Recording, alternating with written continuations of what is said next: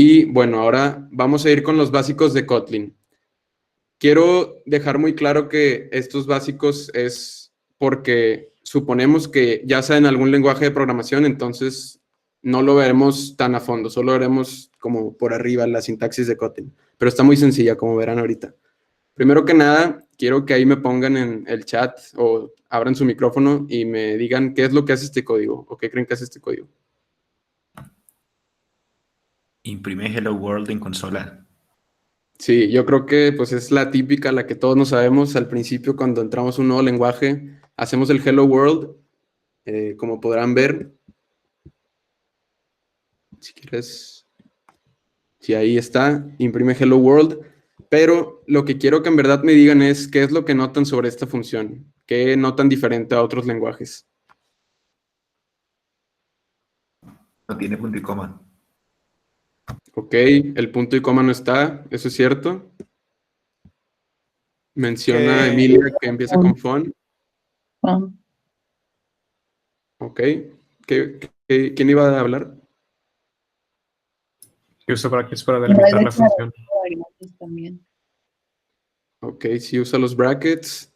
Bueno, sí, en general, eso es lo que vemos aquí con Kotlin. Las declaraciones de una función se hacen con font. Como pueden ver, no hay tipo de retorno de esta función. Más adelante veremos tipos de retorno. Aquí esto está especificando simplemente que este es tipo una void, si conocen C++. También podrán ver, por ejemplo, que se usan los mismos curly braces que Java y C++. Aquí el print line lo que hace es muy interesante porque aparte de solo imprimir, te salta una línea. Entonces eso a mí en lo personal se me hace muy cómodo. No tienes que estar escribiendo el \n o el endline.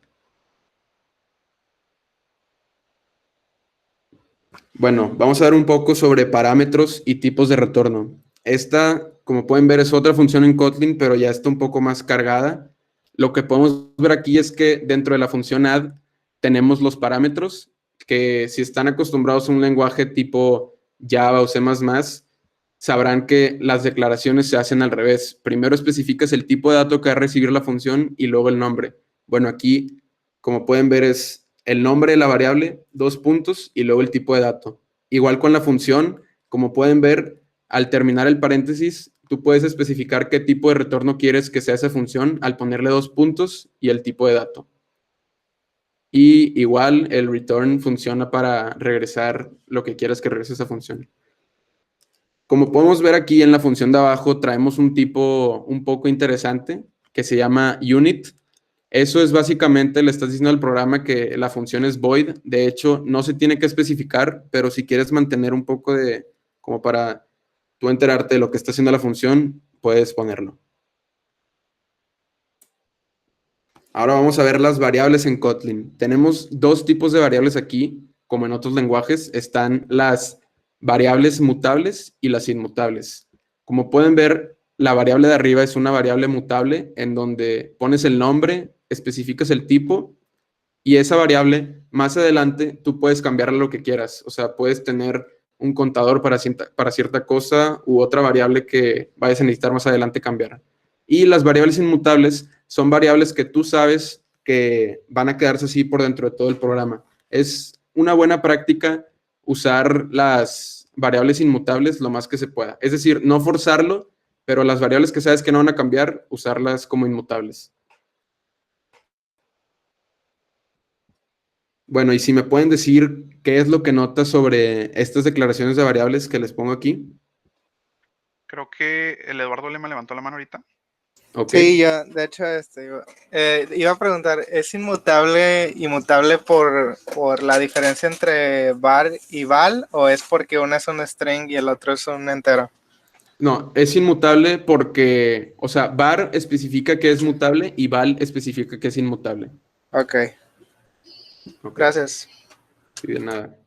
Bueno, si me pueden ir diciendo. Ok, aquí William nos pone exactamente que Kotlin es un lenguaje que puede inferir los tipos de dato. En este caso se parece un poco a Python. Tú no tienes que especificar lo que quieres declarar en la variable, solo Kotlin te especifica, solo Kotlin infiere el tipo de dato que le estás poniendo en la variable.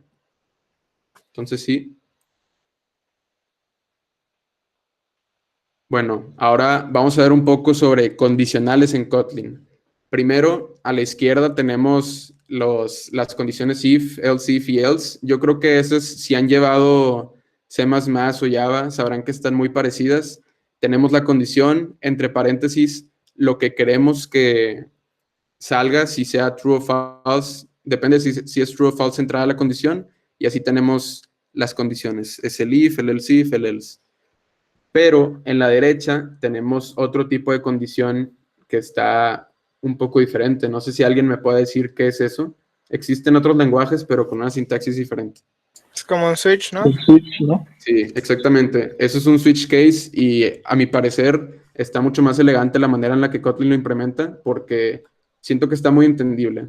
Tú le pasas al when la variable y dependiendo del valor de esa variable es el caso que entra. Ahora tenemos también clases. Como saben, Kotlin es un lenguaje orientado a objetos y así también puede estar orientado a programación funcional. En este caso estamos viendo clases, entonces estamos viendo la parte de orientado a objetos. Esa, podrán ver ahí que esa simple línea ya está definiendo toda una clase. Eso a mí en lo personal se me hace muy interesante porque está muy sencillo definir una clase, no tienes que poner tantas cosas. Ahí lo que le estás diciendo tú es, Kotlin crea una clase square que tenga un atributo que sea helado y que sea de tipo int. Y abajo es donde estamos creando la instancia de un cuadrado con el valor de 10. O sea, esa simple línea de ahí arriba está haciendo tanto la declaración como la clase, como el constructor. Entonces, para mí es algo muy interesante eso. Por último, vamos a ver que Kotlin también maneja colecciones, así como en otros lenguajes. Podremos ver que la primera, la list of, viene siendo lo que es un vector en C++ o un array en Java. La segunda es un numset, que viene siendo un set, como cualquier otro en otro lenguaje. Un set básicamente es un conjunto de números que no tiene números repetidos. Y tenemos el mapa. Los mapas, como sabrán, en Python son los diccionarios, en C++ los unordered maps, en Java son los hash maps. Estos aquí se declaran un poco parecido, creo, a Python, nomás que tienen no haces un tuple dentro, sino que le pones la palabra clave to. Entonces la llave es A y el valor es 10. Y bueno, eso sería todo lo que vamos a ver del sintaxis básico de Kotlin. Podrán ver que no puse los for loops y los while loops, pero estos son muy parecidos a como están en otros lenguajes. Les recomiendo ver un poco la documentación para que logren ver que es muy sencillo de usarlos también. Vamos a hablar de los siguientes pasos que haremos aquí en la sesión. Primero que nada, si quieres, dale la siguiente. Vamos a entrar a una plataforma que es Kotlin Cones, en donde nosotros con ustedes vamos a trabajar en la sección de introducción. Esta sección, cada problema tiene una parte donde te explica lo que tienes que hacer y aparte trae documentación para que ustedes puedan leer y puedan intentar entender a qué es lo que está haciendo Kotlin. Pero si tienen dudas, aquí estaremos para resolverlas. Quiero aclarar nada más que el link que acabo de mandar por el chat, necesito que se hagan su cuenta, que es donde van a estar ahorita haciendo eh, los batches durante estas 3 sesiones. Y ahí también van a encontrar el link del Kotlin Cones. Entonces vamos a dar nada más unos minutos para que se hagan su cuenta y se metan a la plataforma de Cones.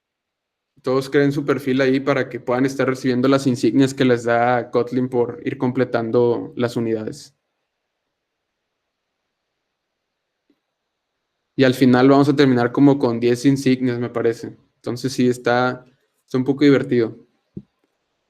Ahí les damos unos minutos.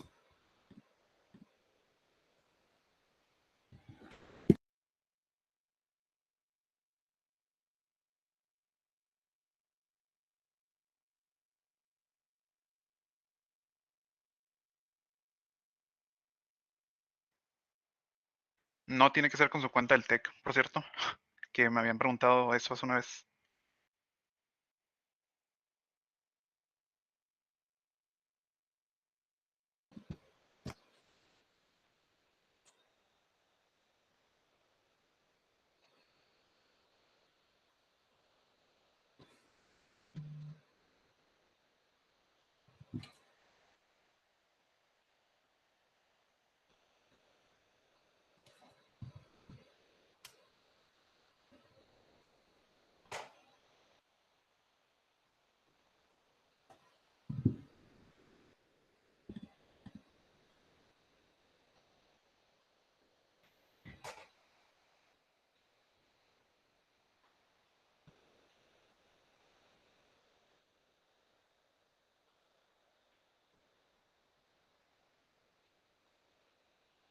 Bueno, creo que ya fue buen tiempo para que cada quien creara su cuenta. Como quiera, ahorita les vamos a dar tiempo para que trabajen en los problemas, entonces van a poder estar creándose su perfil. Si quieres, dale a la siguiente, Carlos, por favor. Bueno, ya que creen su perfil, se va a ver un poco así. Mm, La siguiente, por favor. Bueno, es necesario recalcar que en estas sesiones nosotros estamos tomando el track de Prior Programming Experience y si quieren ustedes recibir el certificado que vamos a dar y ir al tanto con la sesión, con las 3 sesiones que vamos a dar, es necesario que seleccionen eso que está dentro del cuadro naranja. El New to Programming es otro track que podrán hacer después, pero ahorita sí, para que sigamos con las sesiones, elijan el Prior Programming Experience, por favor. Y con lo que vamos a empezar es en la parte que dice ahí en Prior Programming Experience, la parte que dice Start Kotlin Cones. Eso es para que, es esa plataforma que pueden ver ahí en la slide, es para que entiendan un poco sobre el sintaxis y el lenguaje y se familiaricen un poco más con Kotlin. No se preocupen, ahí vienen las instrucciones como les mencionaba a la derecha. De hecho, también tiene documentación para que puedan entender más sobre el lenguaje, pero en dado caso de que de plano no puedan, ahí viene el botoncito de Show Answer, que puede ser un poco tentador, pero los invitamos a que la intenten por su cuenta. No es algo muy sencillo, o sea, sí toma un poco de lectura para que lo entiendan bien, pero una vez que lo entiendan ya ven que el lenguaje es muy, pues, muy fácil de usar, entonces sí les recomiendo que lo intenten antes de usar el show answer. Oye, dijiste que le diéramos en Start Now, ¿verdad? Sí, en Start Kotlin Cons. Si quieres, vete a la pasada, Brito, para que vean ahí, ahí donde dice Start Kotlin Cons, ahí le pican y es donde vamos a estar viendo los programas de introducción. Los primeros 10, que son los programas de introducción, los vamos a estar haciendo con ustedes y ya les vamos a encargar que para la sesión de mañana tengan hechos las otras 2 partes que queremos que vean, que tengo entendido que son las colecciones y las convenciones, ¿sí? Entonces, sí, pero por hoy vamos a estar viendo la introducción. No sé si quieres comenzar ya, Brito, a explicar un poco. El formato que vamos a estar agarrando es unos 3 minutos para que cada quien resuelva un problema y luego otros 2 minutos para que mi compañero Carlos les dé la solución a este problema, para que puedan ustedes leer la documentación por su cuenta y todo. Pero sí. Así nada más como introducción rápida de la plataforma, pues de aquí a la izquierda tenemos como los, digamos, capítulos que van a estar trabajando. En su caso solamente tienen que hacer Introduction, que la vamos a hacer aquí, Conventions y Collections. El resto son opcionales, pero estos 3 sí son como que importantes para el resto de las sesiones y la aplicación que van a hacer. Y pues estos son los problemas. Este es como mi editor de texto. Con esto yo puedo correr mi programa, que ahorita va a dar error. Y pues aquí me dice básicamente lo que tengo que hacer. Este primero, pues es un programa bastante sencillo. Es una función simplemente que va a regresar un string de OK. Ahora, quiero hacer un paréntesis aquí, y es que esta sintax que están viendo aquí de la función no se vio ahorita en la presentación. Kotlin maneja 2 sintax distintas para expresar una función, y ahorita voy a explicar un poco más sobre eso. Pero por ahorita voy a dar un minuto o 2 para que lean un poquito de la sintaxis y se familiaricen con las funciones.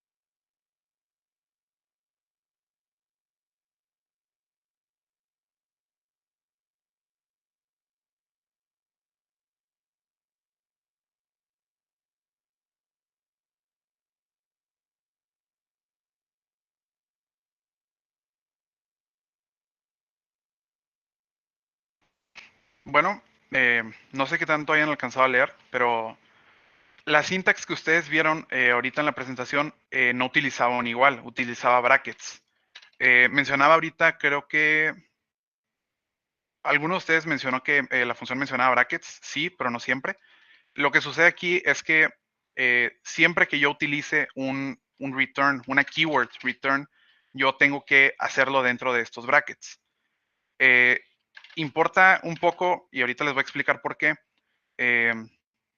Básicamente esta es la solución, no está fácil, no es simplemente hacer un return de un OK, pero la sintax es en lo que me quiero enfocar aquí. De la misma forma en la que los tipos de los datos son inferidos por Kotlin, los tipos de retorno de los datos también son inferidos. ¿Qué implica esto? Implica que si yo estoy haciendo un return, yo necesito explícitamente darle el tipo de dato. Si yo quito esto, Kotlin se va a quejar. ¿Cómo arreglo esto? Bueno, la sintax que vieron ustedes al comienzo estaba puesta así.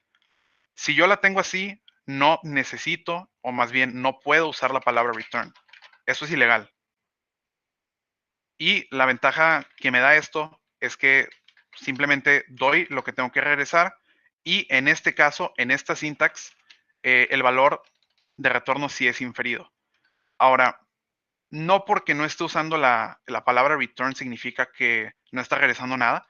Es simplemente dentro de la forma en la que Kotlin maneja las keywords no es compatible con este tipo de syntax. Este syntax lo van a ver expresado o más bien definido como el expression body o más bien el expression function. No tiene ningún comportamiento especial a la otra syntax, simplemente que en este no necesitamos dar necesariamente el tipo de dato si no estamos regresando nada y no debemos usar la palabra return. Yo puedo regresar esto fácilmente a la otra syntax así.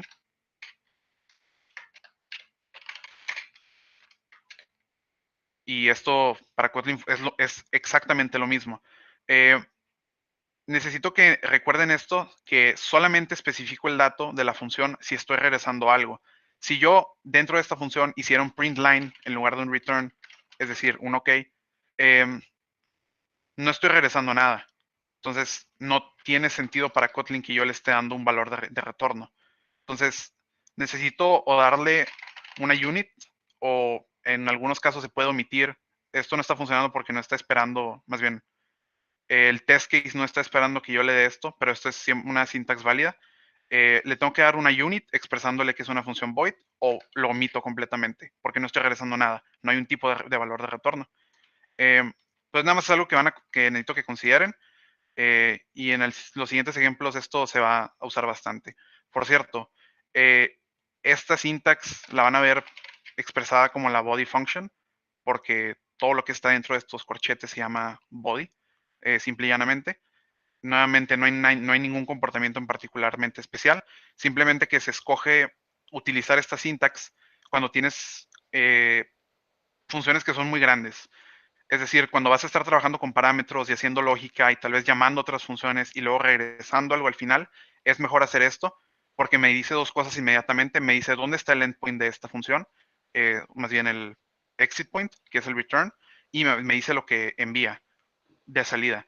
Que pues una función muy grande es importante. Para funciones un poco más triviales, como regresar OK, esto está perfecto, es considerado buena práctica, no tiene nada de malo, pero solo tengan en cuenta que esto suele ser usado para funciones más cortas, cuando tienes que regresar una suma o una operación aritmética o cosas similares. Si Entonces, tienen vamos alguna al duda, siguiente problema. bueno, quiero, antes de que pases, si tienen alguna duda la pueden ir dejando en el chat y ahí se las vamos contestando. Vamos para que tengan eso. Sí, o siéntense libres de prender su micrófono o levantar la mano y con todo gusto se las contestamos. Los name arguments, pueden leer rápidamente aquí la documentación. La gente que haya trabajado con Python va a ser familiar con este concepto. Básicamente, nosotros en una definición de función, digamos que nosotros tenemos una función foo que está esperando un entero y un string. Yo, en un lenguaje de programación convencional como C++ o C, necesito forzosamente mandarle los parámetros en el orden en el que los está esperando. Yo no puedo hacer una llamada a la función dándole un string y luego dándole un int, porque no tiene forma el compilador de saber que en realidad me estoy refiriendo a la string con esto y al int con esto. Entonces, no es algo necesariamente limitante, pero sobre todo para funciones que son muy grandes, sí puede llegar a ser un problema. Entonces, vamos a dar nada más unos minutillos para que lean rápidamente la documentación aquí. Está súper rápida. Y ahorita vemos la solución.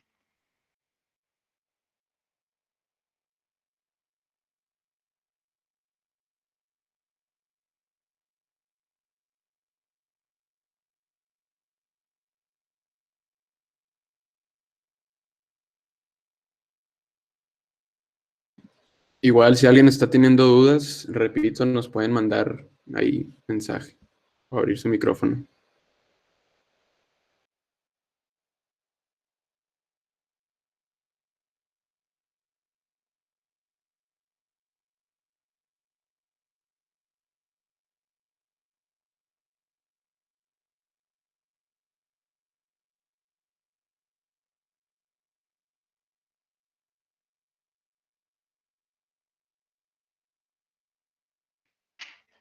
Bueno, supongo que ya pudieron leer.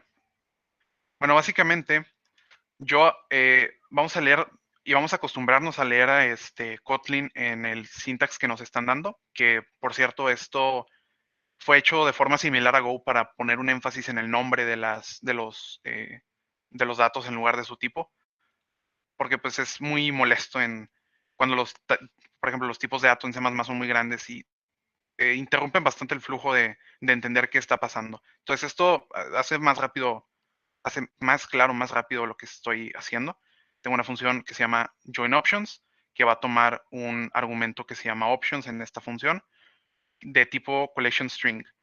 Recordemos que una collection es una lista.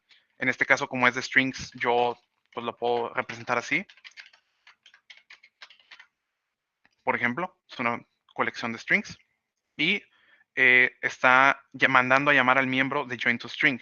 ¿Cómo se ve join2string? Me lo están dando aquí a la derecha. Básicamente tiene un separador, un prefijo y un sufijo. Ahora, en la forma en la que me están pidiendo a mí que desarrolle esta función, tengo que tener yo un prefijo que sea un corchete que abre, que sea un prefijo, digo, un separador, que sea un espacio, una coma y un espacio, un prefijo que sea un corchete que abre y un sufijo que sea un corchete que cierra. Si yo le envío a esta función los argumentos en ese orden, va a pasar lo que todos esperamos, que es que va a funcionar. El compilador, a la hora de ver esto, no tiene ningún tipo de... Ok, lo ven bien. El compilador no tiene ningún tipo de problema al ver esto. Está esperando este tipo de parámetro en esta posición en los argumentos. El problema viene si yo intento cambiar el orden de los argumentos. Si yo le intento pasar primero el prefijo y después el separador. Esto va a dar error. Porque pues me lo dice aquí, está intentando meter los separadores en lugares donde no va. La forma en la que yo puedo solucionar esto es con los named arguments, que yo puedo decirle específicamente al compilador a cuál de los argumentos me estoy refiriendo. Entonces, en este caso, esto es el prefijo, esto es el separador y esto es el postfix o el sufijo. Creo que ahí Y, es que te aquí, metiste pues, en se el me stream. olvidó. Sí.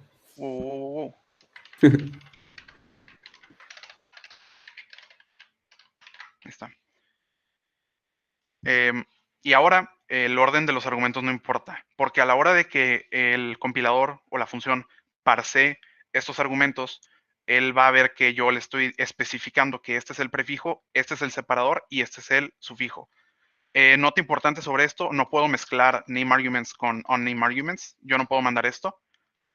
Tengo que o no nombrar ninguno o nombrar todos. Entonces, eso es algo que se tiene que considerar.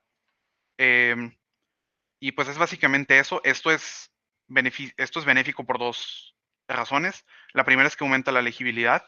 Yo, si tengo esto en la función de join2string, no tengo que irme a la definición original para ver los argumentos que tiene. Yo desde aquí sé lo que está enviando y qué es lo que está enviando. Y no necesito tener yo en memoria o estar checando cuál es el orden en el que le tengo que enviar los argumentos. Simplemente si yo sé los nombres, se los puedo enviar sin ningún tipo de problema y Kotlin se encarga de meterlos donde debe de. No sé si haya dudas al respecto.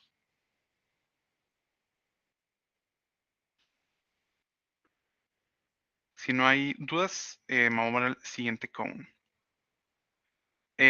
Mencionamos ahorita en la presentación que tiene algunas facilidades de syntax Kotlin sobre Java, y una de ellas son los argumentos default, que es como lo que ustedes se podrían imaginar. Si yo tengo una función que yo quiero tratar con el mismo nombre, pero quiero lidiar con distintos argumentos en distintas situaciones, yo tengo que hacer una sobrecarga de ese método. Si han trabajado con clases, que estoy seguro de que lo han hecho, han de haber tenido que hacer esto varias veces, ya sea para constructores o para alguna función interna.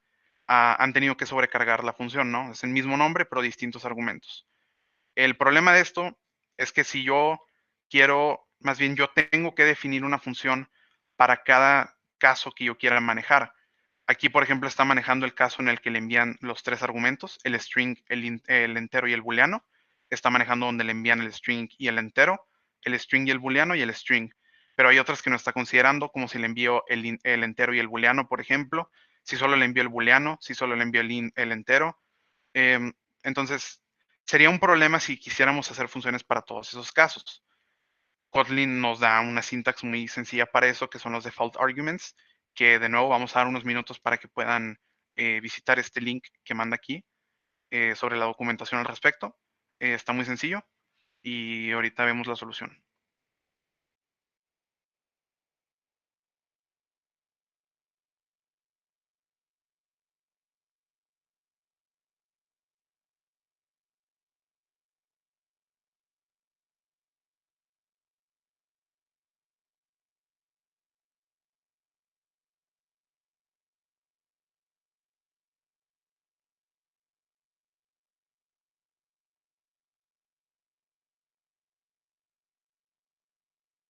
Nada más si me pudieran decir si algunos sí nos están siguiendo o todos están ya más adelantados para sí saber si le seguimos explicando o si cada quien quiere hacerlo por su camino. Si alguien me podría decir. Yo lo estoy siguiendo a ustedes. Ok, ok. Sí, igual. Igual si Yo en también. algún momento se les ocurre Igual. alguna idea de que tuvieron algún problema de antes, díganme y nos regresamos sin ningún problema.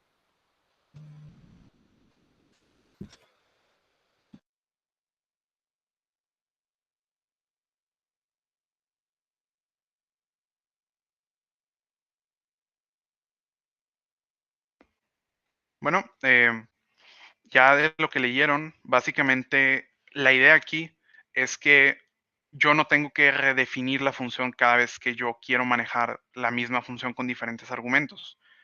Voy a manejar en este caso los valores default con los que me está dando aquí a la derecha, que yo veo aquí que si no le da un booleano quiere que tome falso como valor, entonces ese lo voy a tomar como el default, y si no le da el entero lo toma como 42. ¿Cuál es la sintax para esto? La sintax es que yo me voy a la declaración de la clase, o más bien de la función, y yo pongo un igual y le doy el valor default. Y es todo. Yo hago eso para todos los tipos. En este caso, como dije anteriormente, quiero que por default to uppercase a false. Y el string no me están especificando aquí en la función de al lado un valor del string en específico.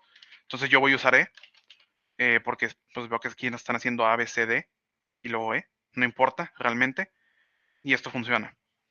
Entonces, ¿qué está pasando aquí? No, pues yo cuando le doy foo a o más bien el compilador de Kotlin se hace la pregunta de si me pasaron el string, si me han pasado un valor de string.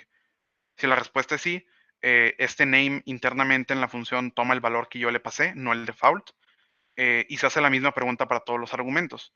¿Me pasaron un entero? No, no me pasaron un entero, entonces toma el valor de 42. ¿Me pasaron un booleano? No, entonces tu uppercase toma el valor de false.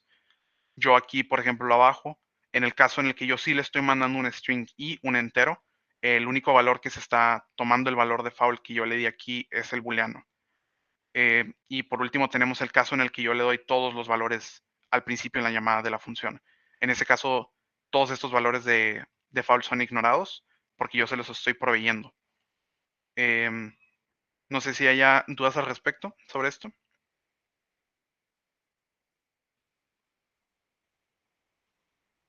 Ok. Ahora, no sé si, creo que nadie mencionó ahorita si habían trabajado con JavaScript, pero Kotlin tiene ciertas features que hacen, que funcionan como en lenguajes funcionales, como JavaScript. Uno de ellos es las lambdas. Las lambdas son, digamos, son bloques de código que tú puedes manejar como un tipo de dato.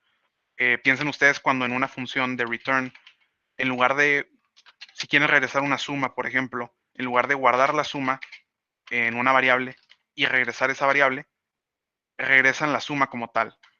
Entonces, es la misma idea con una lambda, es decir, yo regreso la operación como tal, solo que las lambdas son un poco más complejas porque son funciones en su totalidad, o sea, son funciones como tal que solamente están tomando el argumento que yo le pase en este caso.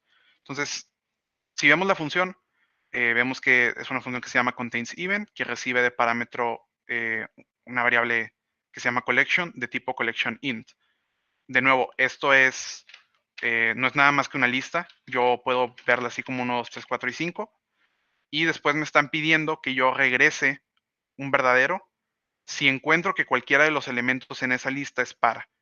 Entonces, es una función lambda, de nuevo, la pueden implementar como un arrow function, por ejemplo, en JavaScript. Lo explican bastante bien en esta documentación y de nuevo vamos a dar unos minutos para que la puedan leer.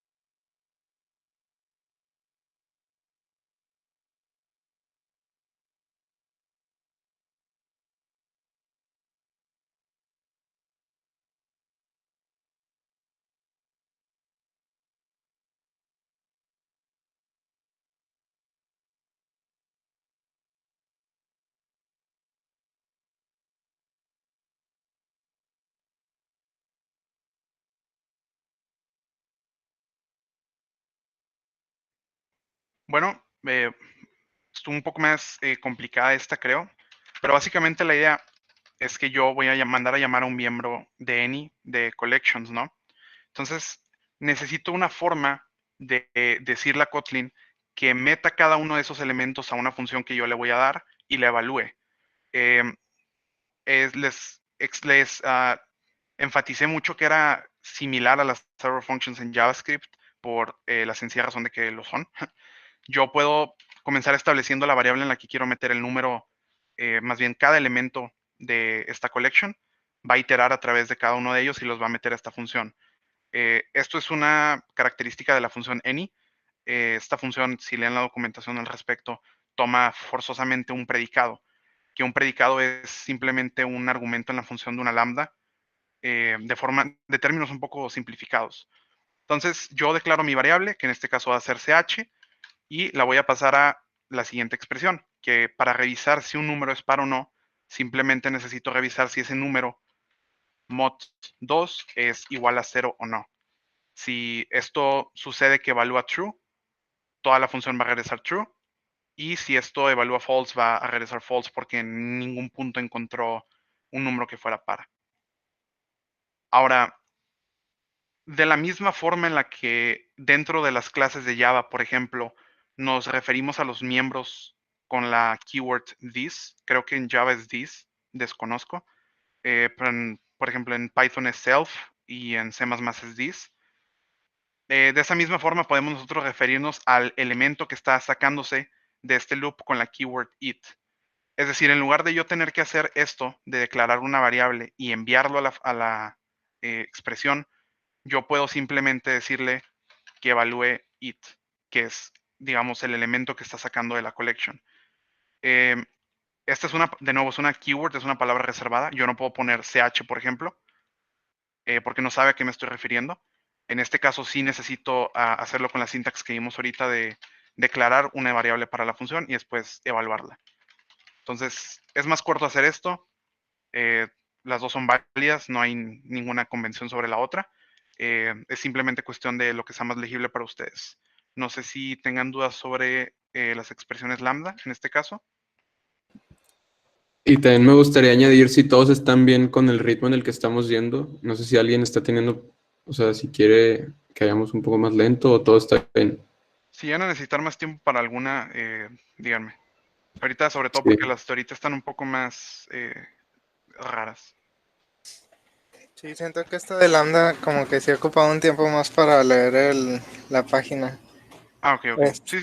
Yo quería preguntar algo. Es que ahorita me acaba de surgir algo y me tengo que retirar, pero ¿hasta dónde vamos a llegar en esta sesión? Porque lo puedo hacer yo en mi tiempo, ¿no? Y unirme a la siguiente sesión. Sí, haz de cuenta que lo que tenemos pensado ahorita es hacer toda la parte de introducción y que ustedes por su cuenta para la sesión de mañana hagan la parte de conventions y collections. Y ya mañana vamos a empezar con el desarrollo de una aplicación con otros 2 compañeros.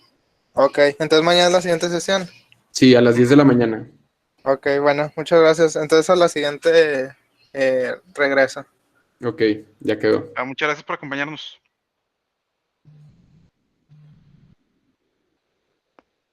Para este problema, se lidia solamente con las literales de strings. Antes de mandarlos a leer la documentación, pues básicamente, cuando ustedes intentan imprimir algo en C++, por ejemplo, lo que ustedes encuentran es que pueden meter caracteres especiales. Es decir, si yo quiero, supongamos que la función println existe en C++, yo puedo poner hola \n. Entonces, cuando C++ lea esto, no va a imprimir el \n. Va a imprimir hola y después va a interpretar este \n como un carácter especial para saltarse. Entonces, es complicado si después estamos trabajando con strings cuyo valor queremos interpretar de forma literal. Es decir, si yo literalmente quiero escribir el \n. Hay una forma de hacerlo en varios lenguajes. La forma en la que se hace en este caso es en Kotlin, es declarando dentro de tres dobles comillas. Y vamos a ver ahorita cómo resolvemos este problema que implementa un regex. Vamos a dar nada más unos minutos para que lean un poco sobre la documentación de las strings literales.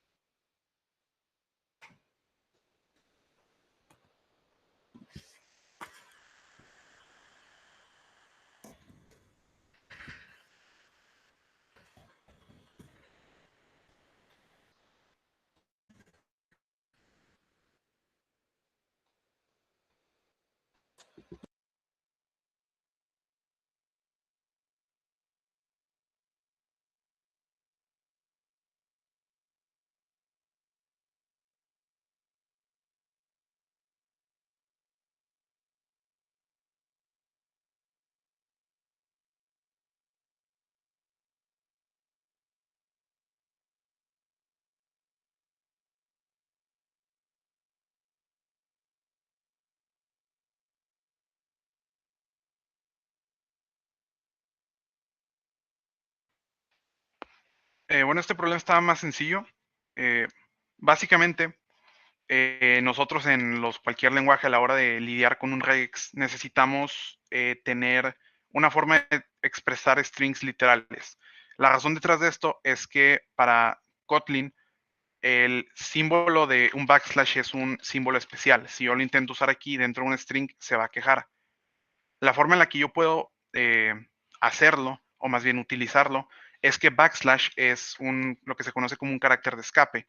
Es decir, yo puedo utilizarlo y después utilizar caracteres al lado que le indican a Kotlin que quiero literalmente el backslash, no digamos, el símbolo del backslash.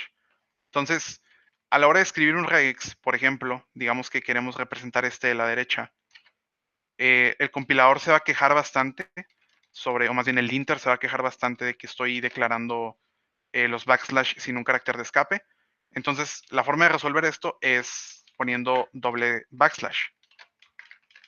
Esto es, mientras hace que el código funcione, porque ahora cuando vea Kotlin esto, va a representar esto no como un carácter especial, sino como un backslash.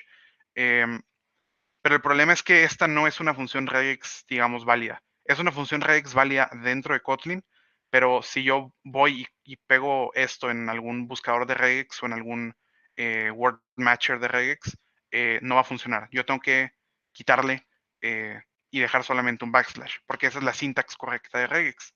Entonces, la forma en la que yo lidio con esto es utilizando una raw string, un string literal, que le estoy diciendo, ignora completamente los caracteres que yo te dé, o sea, no interpretes ninguno como un carácter especial, solo toma lo que yo te dé.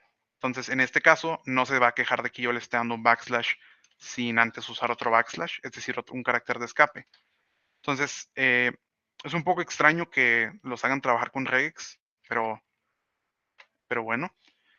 Básicamente nos piden que en lugar de machear un string que tenga 2 dígitos, un punto, 2 dígitos, un punto y 4 dígitos, que machemos 2 dígitos, un espacio, una variable de este string, es decir, un mes de esta string de arriba, y 4 dígitos. Entonces necesitamos tomar en cuenta también este espacio en blanco. Hay dos formas de hacer eso en regex. La primera es dejando literalmente un espacio en blanco. La otra es con un backslash s, que le indica que hay un white space entre esos dos caracteres. Entonces yo puedo ir al otro punto y quitar ese backslash. La variable sería month, sí sería month. En JavaScript, lo que ustedes pueden hacer es insertar variables, o más bien, sí, insertar variables en un string. Una forma similar al format en Python. La forma en la que hacemos eso es que abrimos con un signo de $, después abrimos unos corchetes y ponemos la variable, que en este caso es month. Entonces ahora va a machear 2 dígitos, un espacio, alguna de estas abreviaciones del mes de esta variable, que la va a insertar aquí, porque esa es la sintax que le estoy dando. Va a machear después un white space y después 4 caracteres. No sé si haya dudas sobre, o sea, las strings literales o el regex.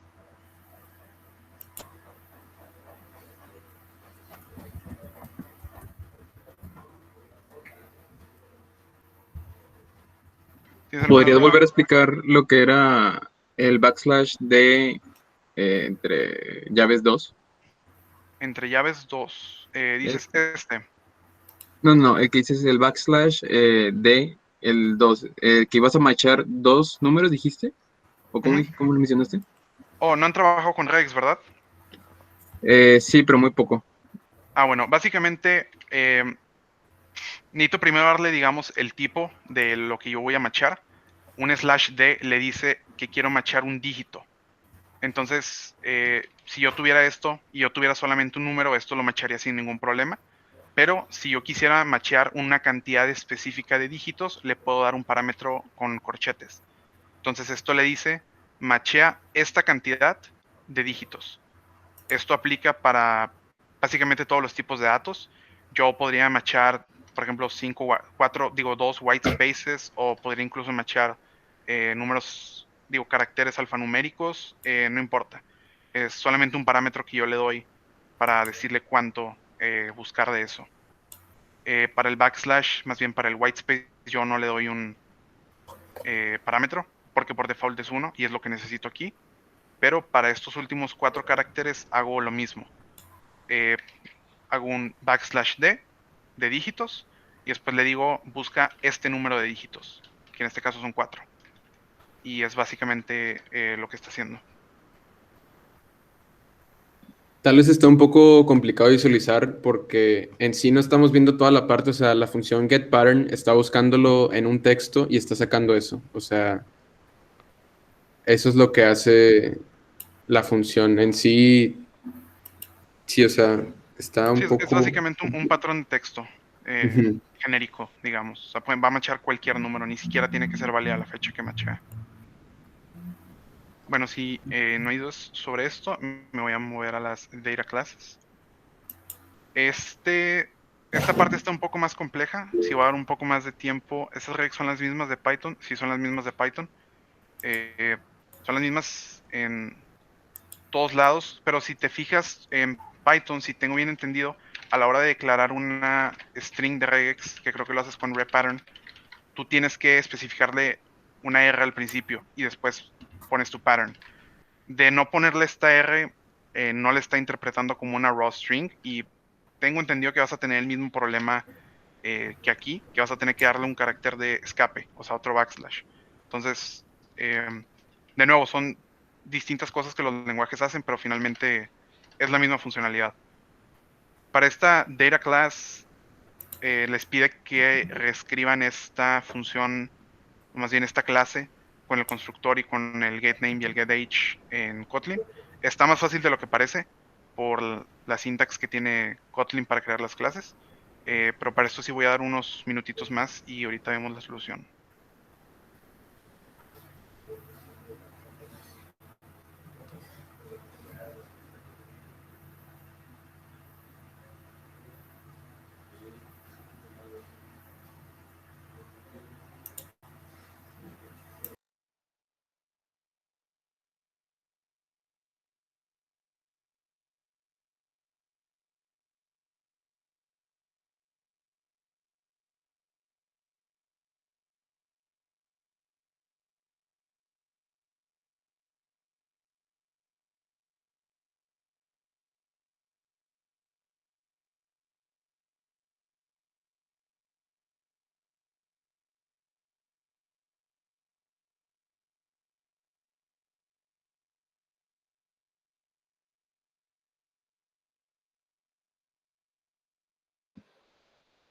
Al rato como quiera lo recuerdo, pero nada más para que lo tengan en cuenta por si se salen antes. Para la sesión de mañana a las 10 a.m.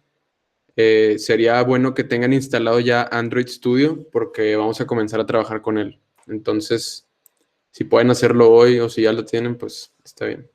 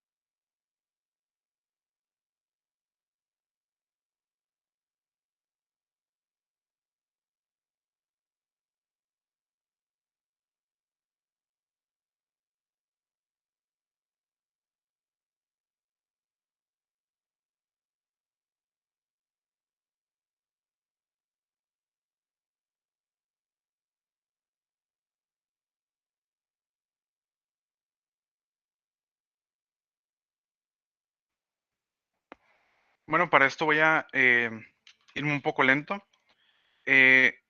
Una clase en Kotlin la podríamos hacer de la misma forma en la que lo hacemos en Java, es decir, podríamos irnos, digamos, declarando cada uno de los miembros de forma individual.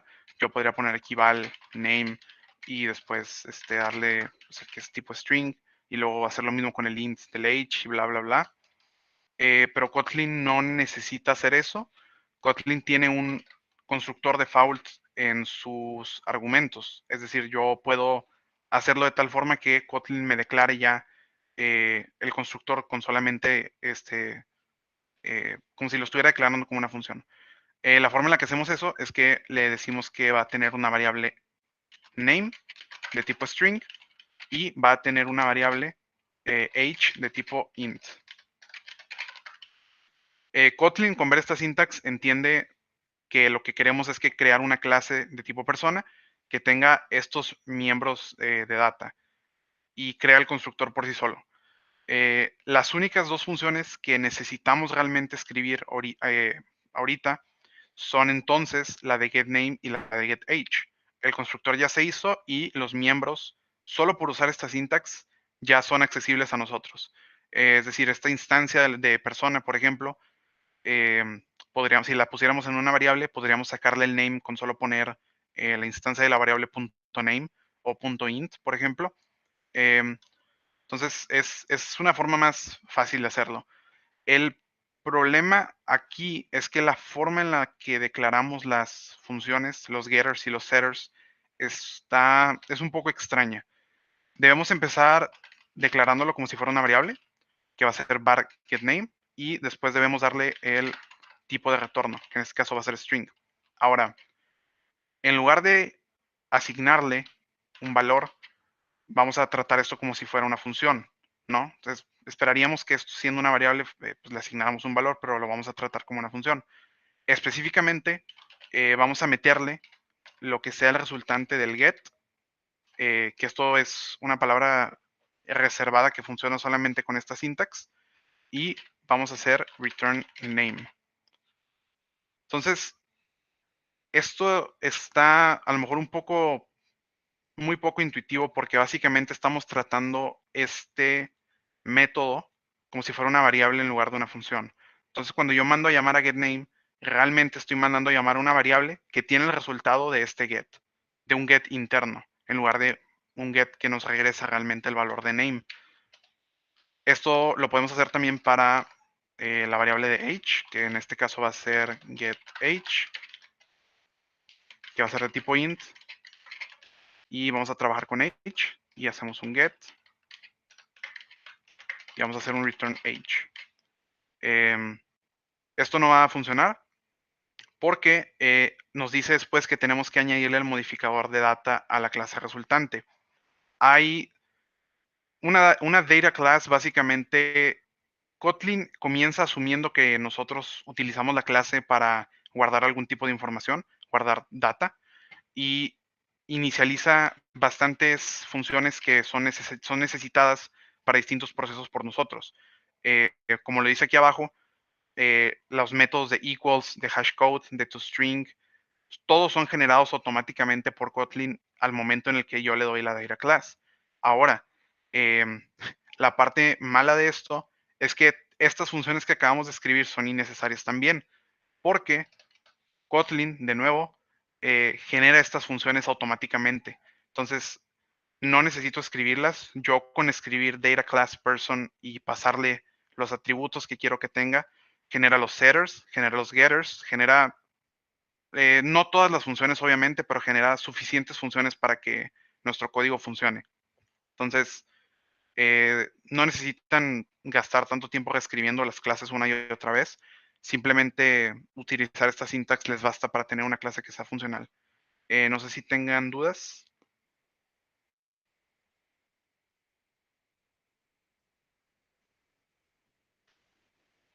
Ok. Antes de nuevo, se puede usar la variable val. Aquí, la respuesta es que no. Lo que sucede es que val, si no mal, implica que la variable es inmutable, si no mal recuerdo. Y lo que eso significa es que nosotros vamos a tener que estar manejando el valor, como digo, tiene dificultad Kotlin para manejar un valor que no puede cambiar, porque de nuevo tiene que utilizar getters y setters. Entonces, si yo utilizo val, le estoy diciendo que el valor que yo le pase aquí nunca lo puede cambiar. Y pues necesitamos poder cambiarlo en algún punto. Entonces no podemos tener valores como que, digamos, estáticos dentro de esta función o miembros estáticos dentro de la función. No Para es, agregar, bueno, no, sí, no es necesariamente estático la palabra correcta, pero es simplemente un conflicto que tiene la función al tratar de modificar un miembro que por la pura forma en la que se lo están pasando no puede modificar. Entonces, tienes que utilizar var en este caso para la data class. Sí, quería ver un poco eso. O sea, en teoría, no es que no se pueda usar, sí se puede, pero como dice mi compañero, una vez que quieras modificarlo, no va a ser posible. Entonces, es por eso que se utiliza var para que puedas estar cambiando este valor y que no sea una constante. Ujú. Ya, ustedes pueden irse después, o más bien pueden overridear las funciones que genera Kotlin para implementar las suyas.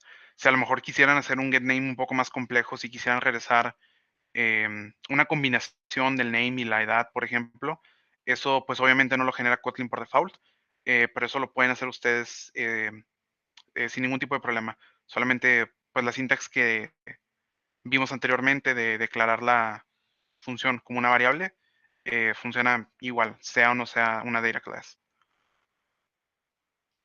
Eh, sobre los nullable types, básicamente mencionamos anteriormente que Kotlin es un lenguaje más seguro. En específico, aquí nos menciona que tiene algo que se llama null safety. En Java o en algún otro lenguaje de un poco más bajo nivel, suele suceder que yo tengo valores o instancias de objetos que tienen un valor null que no deberían de tenerlo. Es decir, yo puedo tener, digamos, una instancia de un objeto y esa instancia se está inicializando obviamente con un valor null porque yo no le he asignado nada. Y puede suceder que yo, por mi propio error de programación, mande esa instancia como parámetro a alguna función. Esto va a generar un null pointer exception en la mayoría de los casos porque va a estar intentando trabajar la función con un valor que es null. No tiene nada con qué trabajar, no es un int y no es un string, es null. Entonces, lo que hace Kotlin es que tiene dos tipos distintos de dato para cada dato existente. Significa que tiene el dato string y tiene un dato string que se puede, que es nullable, que puede tomar un valor de nulo. Eh, yo puedo tener también el tipo int y el tipo int nullable. ¿De qué me sirve esto? Me sirve que si yo declaro una variable int, yo estoy garantizado por Kotlin que si ya compilo el programa, nunca me va a dar una null pointer exception trabajar con esa variable, porque es imposible que esa variable tome el valor de null. No está permitido por el compilador. Entonces, si yo intentara declarar, por ejemplo, digamos, una variable a de int y después a le intentar asignar un valor de null, esto va a dar un error de compilación. No lo permite Kotlin. Entonces, son errores que se van a levantar a la hora del compilador de compilación y no de runtime, que es mejor porque pues, nos permite corregir el error nosotros mismos. Ahora, de nuevo vamos a dar unos minutos para que lean un poco sobre la null safety, los safe calls, y ahorita resolvemos esto.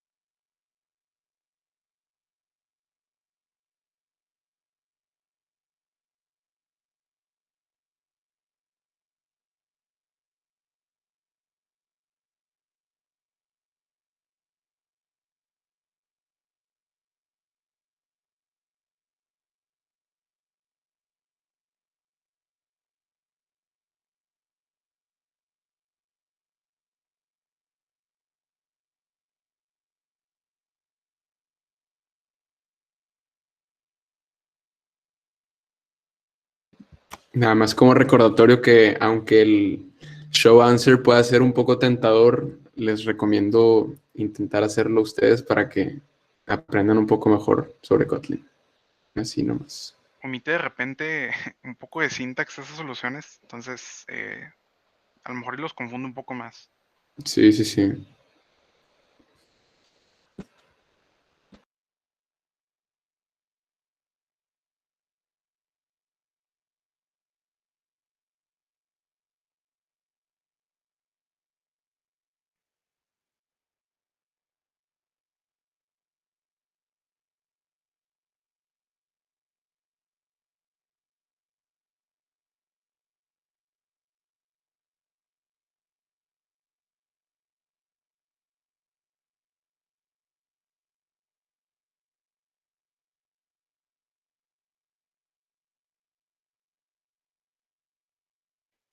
Bueno, ahorita que ya pudieron leer un poquito sobre los safety calls, vamos a, antes que nada, primero ver lo que está haciendo la función de aquí al lado.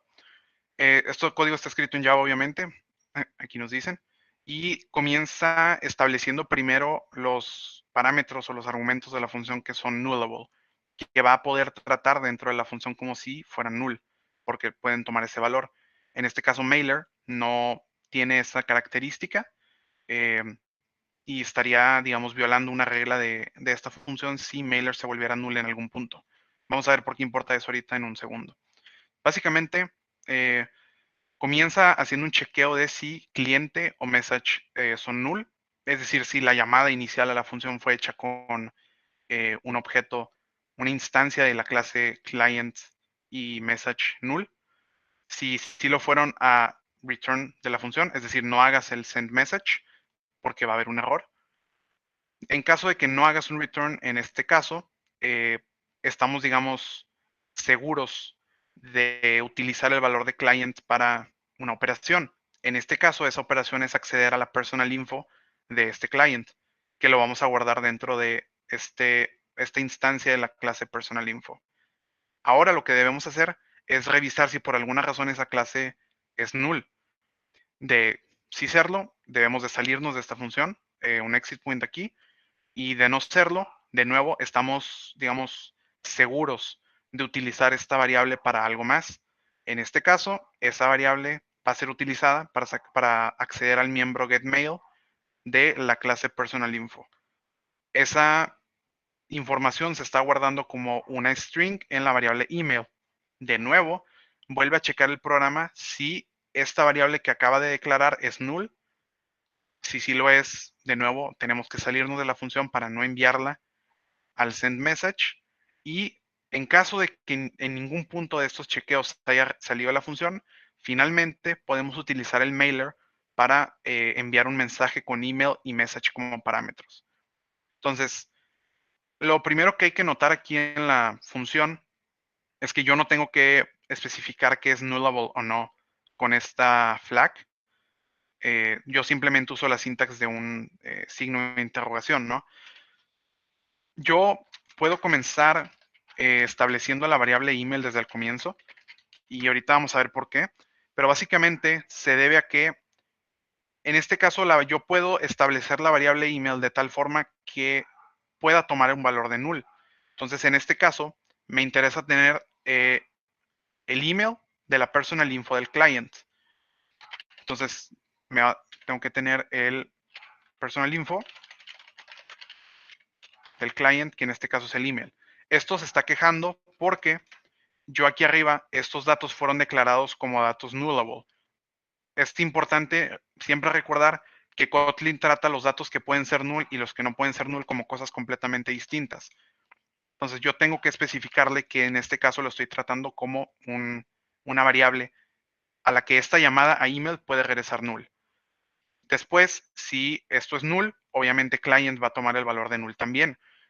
Nótese algo muy importante aquí, que es que Kotlin está infiriendo el valor de email, pero aunque yo sé que esto regresa string, porque yo lo estoy viendo acá en la función de al lado, si yo pongo el valor de string, esto da un error, porque esto no es una string, es una string que puede ser null.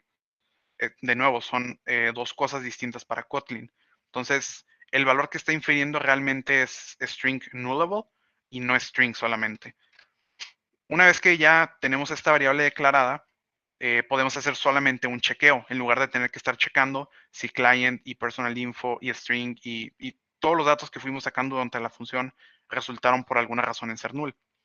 La forma en la que hacemos eso es simplemente revisamos que esto no sea null con un chequeo de toda la vida y un operador de nuevo de toda la vida y revisamos de nuevo que message no sea null. En este caso, lo que vamos a hacer es hacer un send message del objeto email con estos parámetros. Entonces vamos a hacer simplemente mailer, send message con email y message como parámetros. Y esto funciona. La cosa aquí, lo importante que hay que notar es que debido a que Kotlin me permite saber de antemano los, digamos, las posibles variables que yo puedo llegar a tener un problema, pues puedo, digamos, utilizarlas como contenedores para no tener que estar checando todo individualmente. Es decir, ellos en esta función de Java tuvieron que revisar primero si client o message era null para poder utilizarlo en el personal info, dado que pues si esto fuera null, esto fallaría, obviamente, porque pues no puedes sacar un miembro de un objeto que no tiene nada, está null. Pero en nuestro caso esto no nos importa, porque estamos estableciendo aquí que eso en este caso es legal. Entonces, simplemente se defaultea a null si no tenemos una, digamos, una, un acceso, o más bien un acceso no,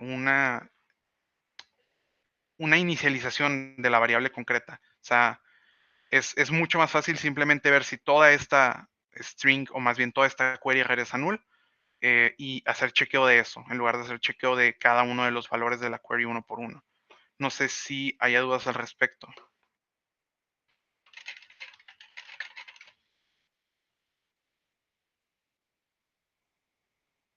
Con confianza si tienen dudas.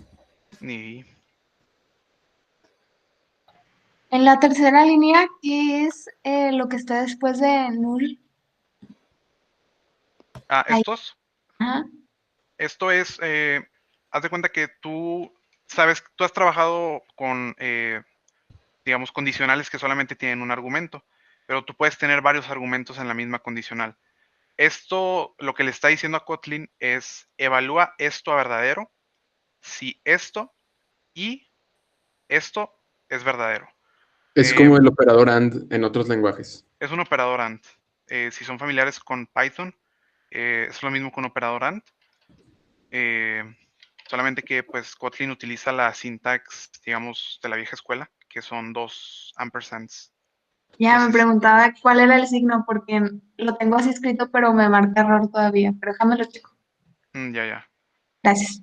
Sí. ¿Alguien más tuvo algún problema?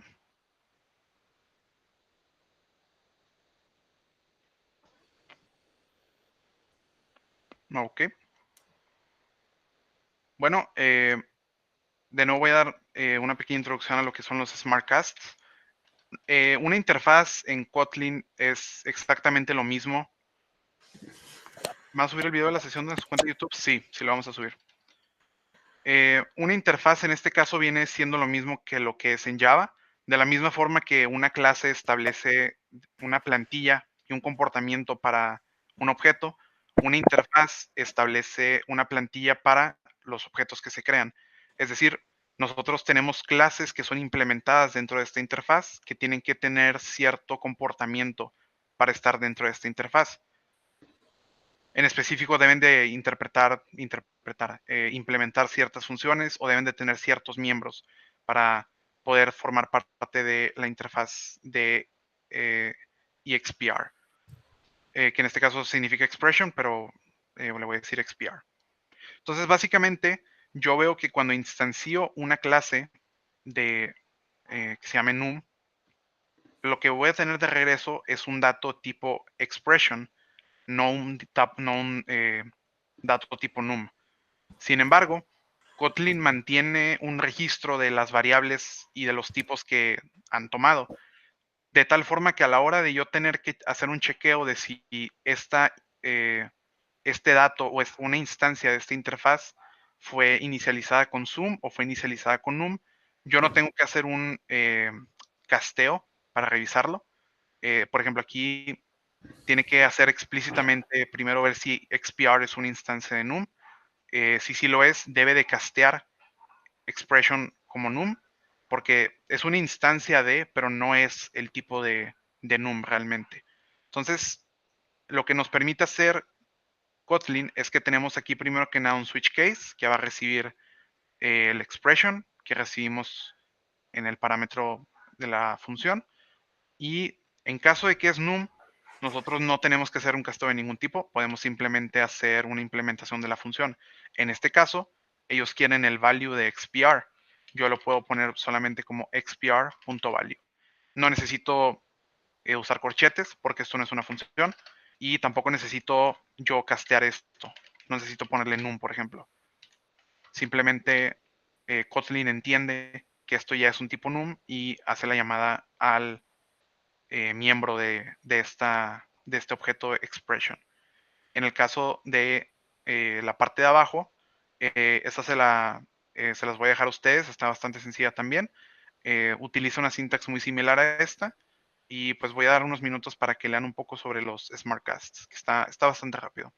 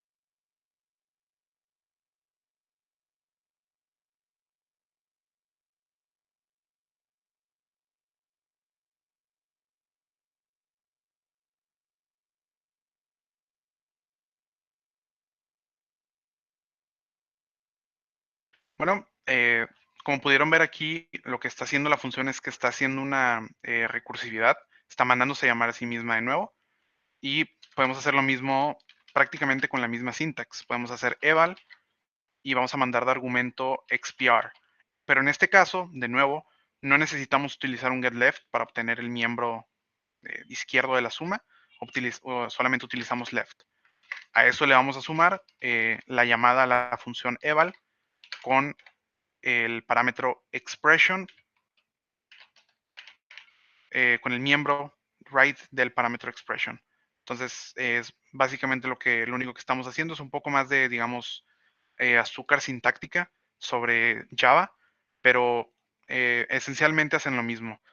Y podemos ver aquí que, pues, como mencionábamos durante la presentación, el switch case está mucho más conciso que utilizar un switch case en Java, por ejemplo, utilizar varios ifs. Entonces es más fácil de implementar y de entender a la primera que se lee. ¿Hay alguna duda sobre esto?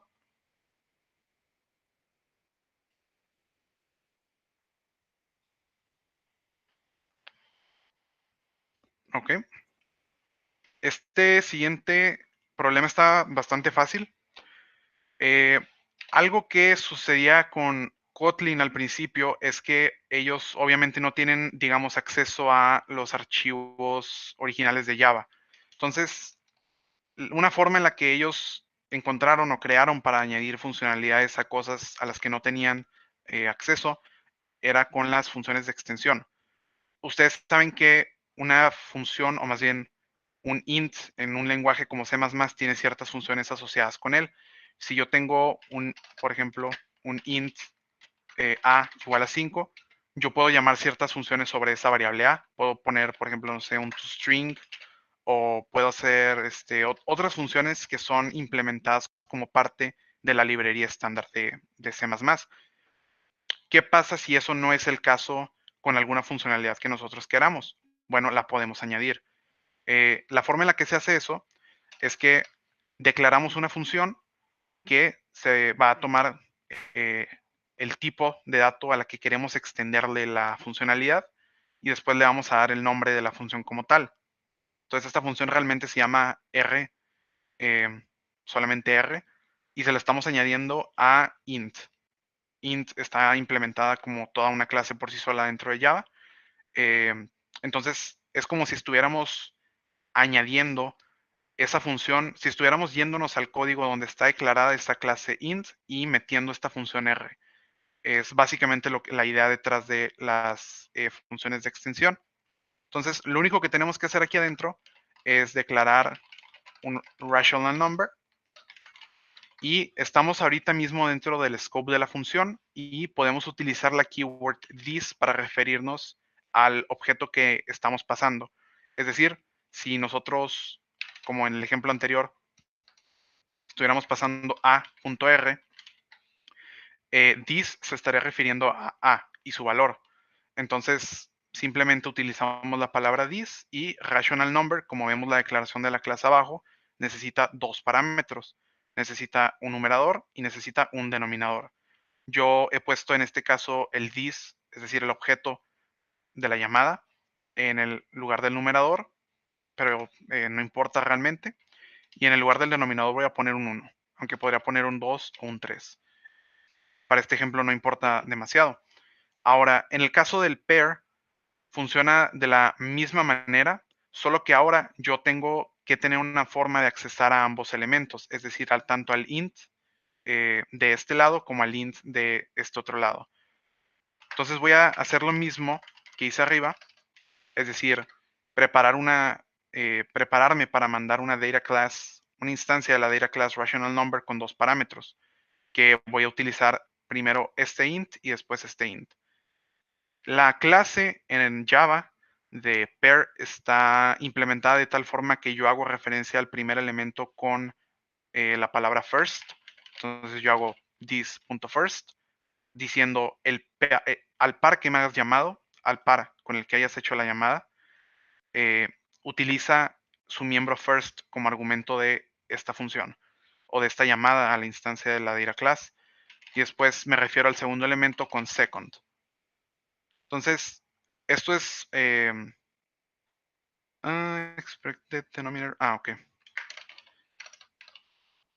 Bueno, básicamente esto es bastante sencillo. Simplemente necesitamos tener una forma de extender la funcionalidad de la clase sin importar, vaya, si tenemos acceso al código original o no. Entonces, no sé si hay dudas al respecto. Esto es una de las funcionalidades más interesantes de Kotlin, creo yo, porque te muestra realmente bastante que fue hecho con una compatibilidad bastante fuerte con Java en mente.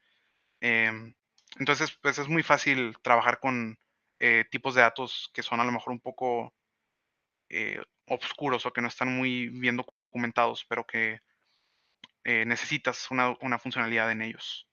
Entonces, no sé si quedó claro por ese lado. No, la verdad es que aquí sí me confundí bastante. ¿Qué parte? Lo de cómo se ha implementado y con lo de Java, porque esto en Java no me acuerdo haberlo usado, o a lo mejor lo usé, pero pues fue hace mucho tiempo. Básicamente la idea es que, digamos que tú tienes una clase en Java, ¿no? Que en este caso, digamos que tu clase es int. Y int tiene una serie de miembros declarados, ¿no? Va a tener un atributo, digamos, no voy a poner todas las variables, pero imagina tú que tiene un atributo int y luego tiene, no sé, una memoria de address que también es un int y luego va a tener una serie de funciones que soportean, ¿no? Yo di, por ejemplo, el toString, que es una función que tú a lo mejor puedes llamar sobre un int. Esto, lo que sucede es que todo en Java es una clase y los tipos de datos también se suelen manejar como clases. Entonces, la idea aquí es que si yo quiero implementar una función que se llame R, yo no tengo que irme a la función original o a la clase original de int para meterla. O sea, yo no tengo que venir aquí y poner R, sino que yo, de forma externa, desde mi código de Kotlin, puedo implementar una funcionalidad a esta clase. ¿Me entiendes? O sea, básicamente le das más funcionalidad a la clase, ¿no? Por Ajá. fuera. Así es, por eso se llaman funciones de extensión. O sea, estamos extendiendo la funcionalidad de la clase. Oh. Esto surgió, te digo, porque no siempre tenían acceso a las clases originales de Java.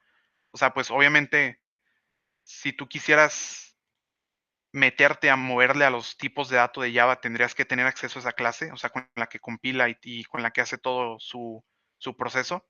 Y pues no siempre era el caso de eso cuando hicieron Kotlin. Entonces su idea fue esta. Es decir, si necesitamos funcionalidad o necesitamos algo en la clase que no podemos meternos a modificar en la clase, vamos a modificarlo nosotros por nuestro lado. Entonces esta es la idea. Esto se puede hacer de nuevo para cualquier tipo de dato. No tiene ni siquiera que ser un tipo de dato primitivo. Esto tú podrías tener string aquí, por ejemplo, con una función R con la que tú hagas alguna otra cosa. O incluso alguna clase que tú hayas declarado que quieres declarar funcionalidad extra solamente para el archivo en el que estás trabajando. Depende. Pero pues sí, es básicamente eso. Es tomar la clase y decir, vamos a añadirle esta función. Sí, muchas gracias, ya me quedó claro. Sí, sí. No sé si alguien más tenga dudas.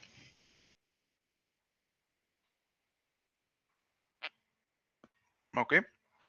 Esta siguiente, de estas últimas que quedan, esta es la última difícil. Entonces, para esta sí voy a dar un poquito más de tiempo para que le puedan leer sobre las Object Expressions. Y ahorita les decimos la solución.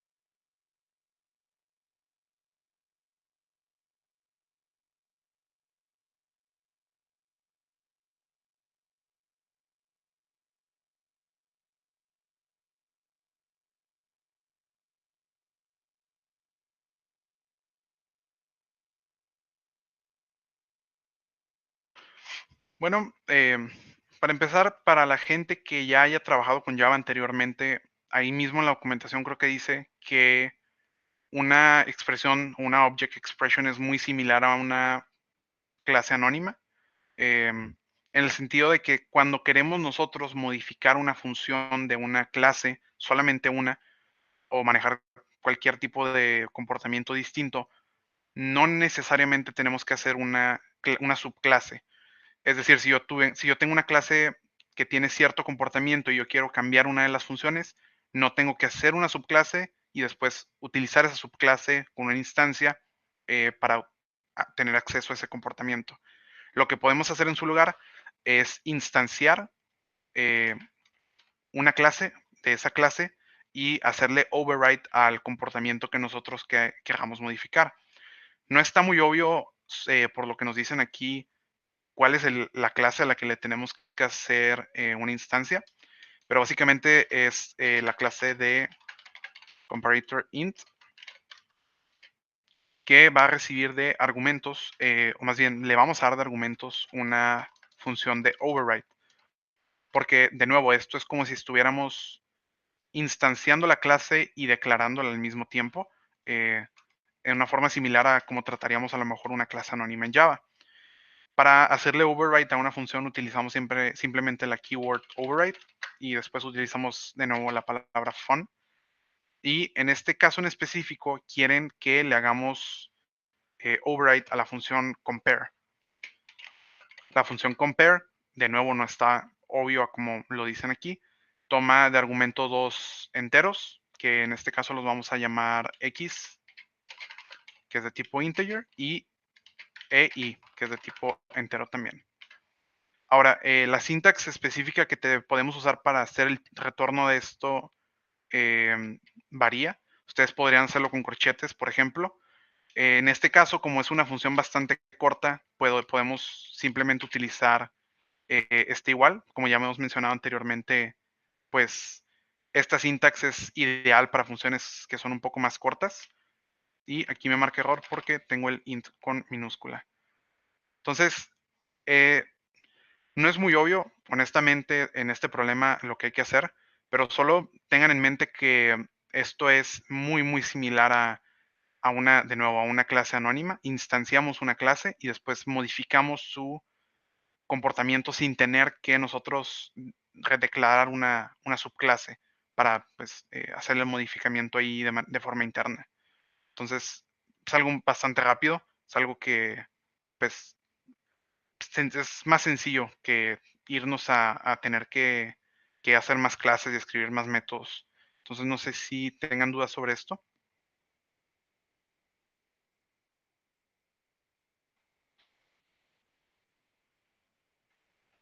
Bueno, les recomiendo igual leer sobre Object Expressions. No son súper utilizadas en el sentido de que pues se utilizan más cuando están haciendo un trabajo un poco más, digamos, enfocado o especializado por el siguiente tema, o más bien el siguiente problema que vamos a hacer, que es que cuando nosotros tenemos una interfaz, o más bien una interfaz SAM, que es una interfaz con un solo método abstracto, podemos en lugar de utilizar una Object Expression, utilizar simplemente una función lambda. Entonces, si vemos cómo está declarado esta Object Expression, vemos que tomamos de parámetro una X y una y los mandamos a esta evaluación. Es bastante obvio entonces lo que tenemos que poner aquí. Recibimos X y los mandamos a pues la operación que nos pide aquí. Esto voy a dar nada más un minuto porque está bastante rápido, la verdad.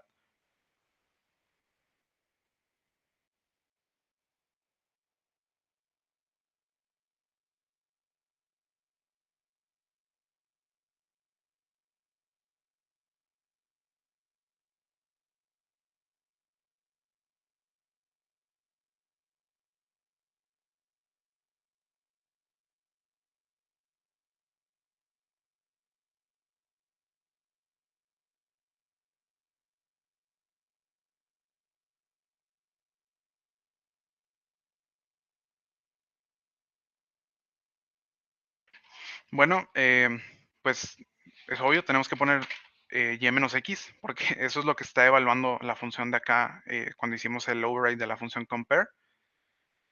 Es Es un poco complicado explicar exactamente lo que es una SAM conversion en este caso porque no nos están dando, digamos, la interfaz que están utilizando como tal. Em, pero solo sepan que en lugar de tener que ustedes utilizar una eh, object expression, pueden simplemente normalmente pasarle una lambda para no tener que estar haciendo conversiones extrañas con los métodos de las interfaces que les dan. No sé si tengan alguna duda.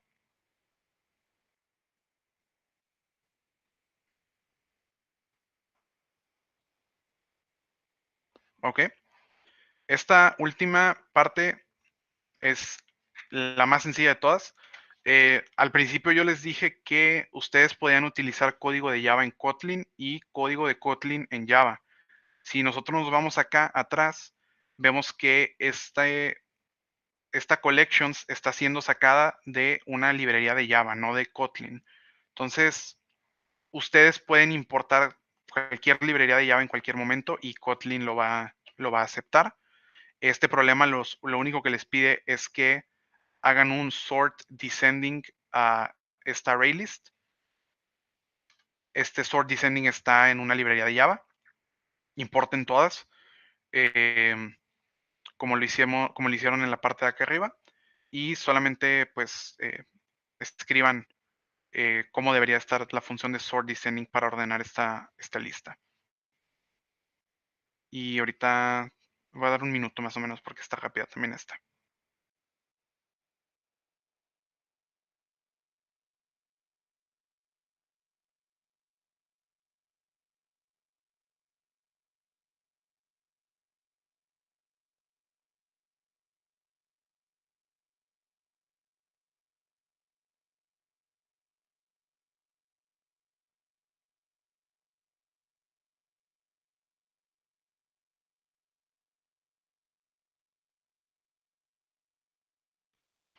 Bueno, pues básicamente tenemos que hacer un import de las utilidades de Java, que es de esta forma, que esto le está diciendo importa todo de la librería util de Java. Y después, ArrayListOf es un método de Kotlin, pero sigue siendo compatible como si fuera más bien con los miembros de algunas implementaciones de los ArrayList en Java. En este caso, uno de esos miembros es Sorted Descending, que lo implementamos solamente de esta forma, ¿no? Y esto, pues, funciona como si fuera un código de Java normal. Entonces, no sé si esto quedó claro.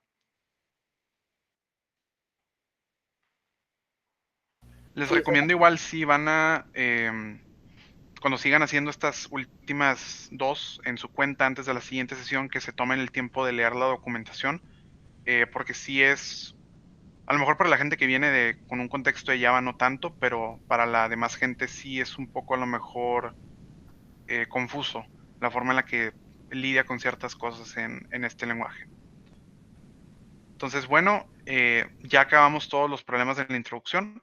Solo queda que terminen ustedes todos estos problemas de conventions que lidian más que nada con, para enseñarles sobre básicas declaraciones de cosas como loops y comparaciones y ranges, que está bastante sencillo, la verdad. Y pues operaciones básicas con collections para encontrar mínimo, máximo, para hacer la suma y para ordenar, que está bastante sencillo también. Entonces, por ahora, son todos los problemas que vamos a hacer dentro de esta sesión. Y voy a regresarme ahorita a nuestra presentación original. Puedo poner de nuevo el de Objects. ¿Te refieres a el de Object Expressions?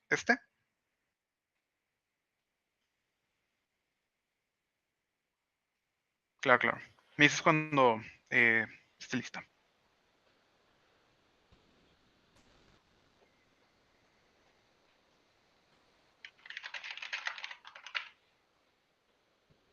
Ok. Bueno, ahora sí, nos regresamos a la presentación original. Y bueno, ya habiendo terminado estos problemas iniciales, pues les queríamos preguntar más que nada qué aprendieron sobre Kotlin. Ahí nos pueden poner en los comentarios o pueden prender su micrófono. Nos pueden también decir cómo es similar a programas que ya, a lenguajes de programación que ya conocían o cómo es diferente, lo que quieran.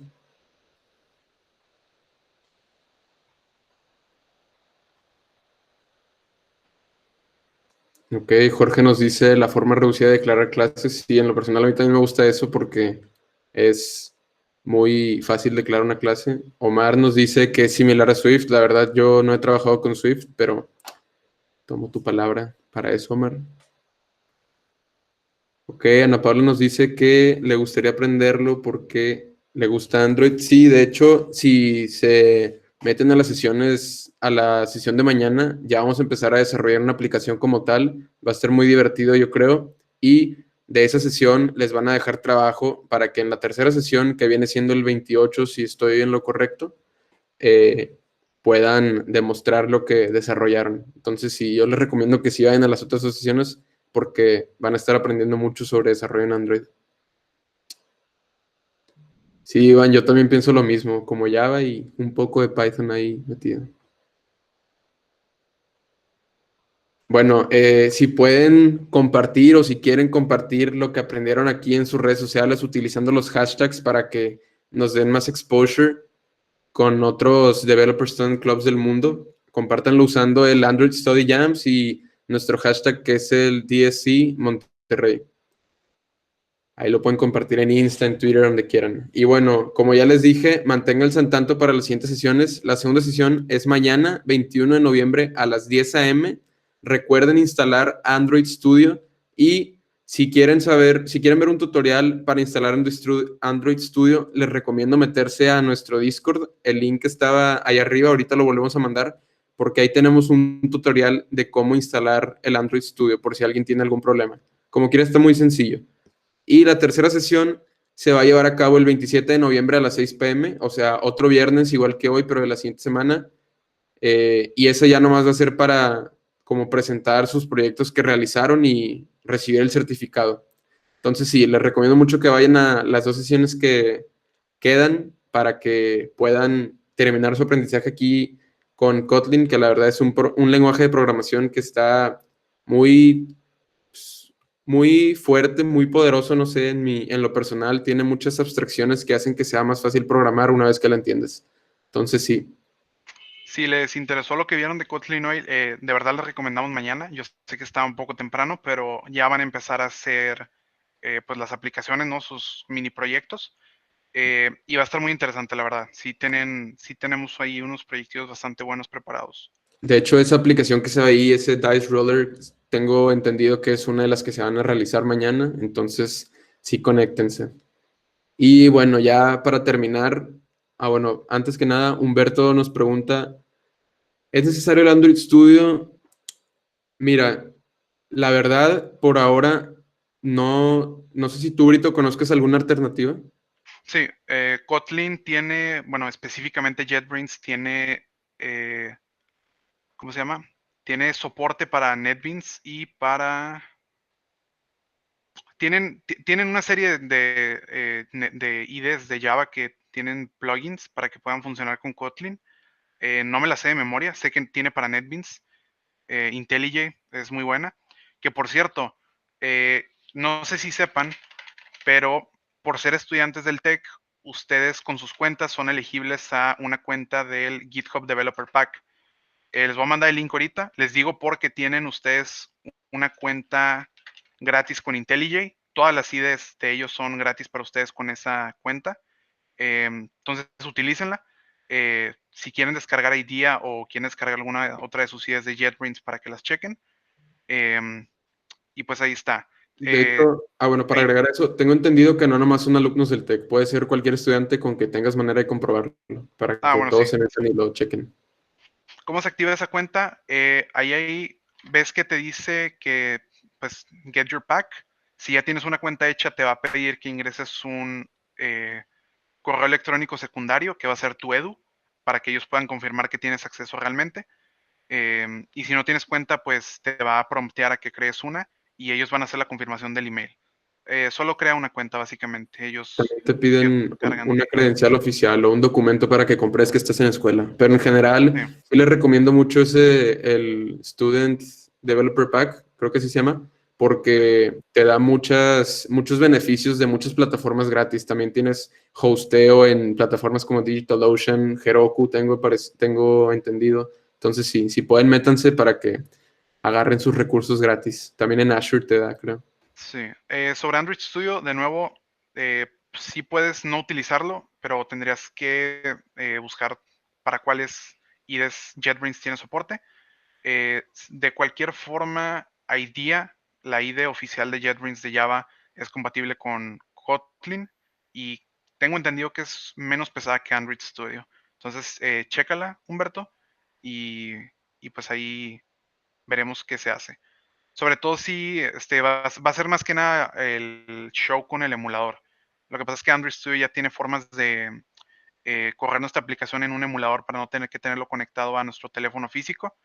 Entonces, eso ya va a ser un poco más complejo con otras IDEs, pero digo, se puede hacer sin ningún problema. No sé si tengan más dudas, este es el momento para preguntarles lo que quieran saber sobre las siguientes sesiones o así. Pasen el link del Discord, por favor. Ah, ok. Sí, mira, está aquí en el chat, lo vuelvo a mandar.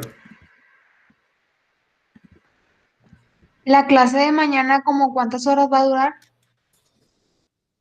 La clase de mañana la van a impartir dos compañeros, Carla y Héctor. Ahorita no tengo un horario fijo que te pueda decir la verdad, pero yo creo que más o menos parecido a la clase de hoy, o tantito menos. Sí, aquí como dice Carlos Sea, que también es un compañero de 1 hora a 1 hora y media más o menos. La tercera sesión, ¿de qué va a tratar? Va a ser más que nada como una exposición de lo que ustedes estuvieron trabajando durante la segunda sesión. Van a trabajar un poco también durante la tercera, pero la mayoría del trabajo que van a hacer del certificado va a ser en la segunda sesión.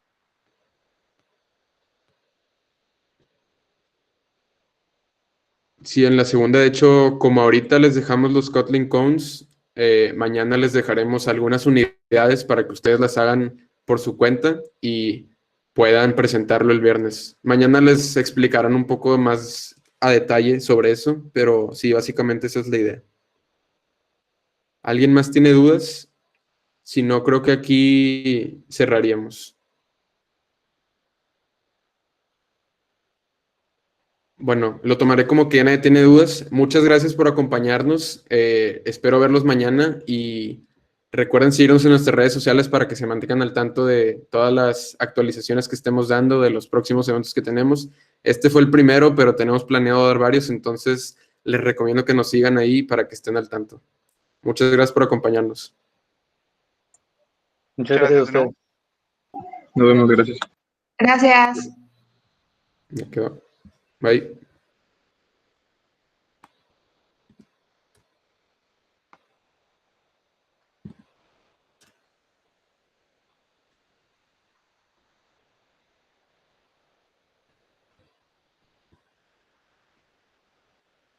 Voy a dejar de grabar ahora.